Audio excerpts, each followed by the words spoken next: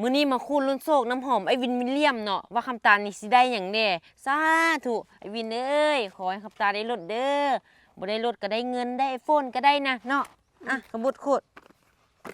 เฮ้ยเนาะสิได้หยังเนาะได้รถบ่แจ๊กอู้ได้รถนี่กูสิพาไปเที่ยวเลยขบุดได้รถนี่กูสิพาไปเที่ยวเลยมีหยังได้หยังเอาน้ำหอมกูได้เอาขุดก่อนเลยได้หยังวะได้หยังโอ้ยอุ้ยเนาะโชคดีครั้งต่อไปเอาขบวนโอ้ยขบวนน้ำหอมกูได้ขบว